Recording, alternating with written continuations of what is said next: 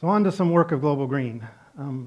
Our introduction to this topic of resiliency and planning for resiliency came with Hurricane Katrina. And you see the magnitude of this storm, and it's sort of aiming right towards this great American city, New Orleans. For a while it was unclear what would happen, and eventually, it became clear that New Orleans would take the brunt of the storm. Now, you do a little research, and New Orleans has experienced hurricanes plenty of times before, so this wasn't a big surprise. There's a sort of 25-year cycle of the big storm hitting New Orleans. The difference, arguably, is that the ocean was a little bit warmer. And it's unclear if you can really draw a causal link between climate change and the magnitude of Hurricane Katrina.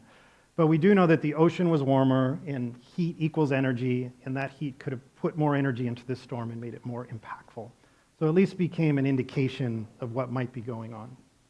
And what happened as a result of this natural phenomenon, a hurricane, was a human tragedy, a human disaster. So we'll call these natural disasters, but they're nature kind of doing what nature does, and we happen to put our stuff in its way, and then we get pissed off at nature for wrecking stuff. But so this is an image, a famous image of the levee break in one of the lower lying parts of the city that ended up flooding these parts that weren't built on the high areas next to the river, but were built in drained swamps. And then they were below sea level, and when the levee broke, the water flooded into the neighborhoods, and loss of lives and loss of property, and an incredibly tragic situation.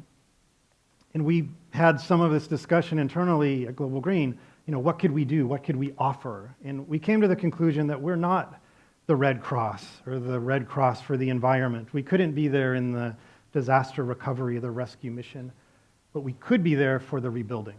And that was where we said there's value that we could add. And we could help rebuild in a sustainable way, and maybe even set a template for sustainable rebuilding. Maybe to create a new DNA of development in New Orleans.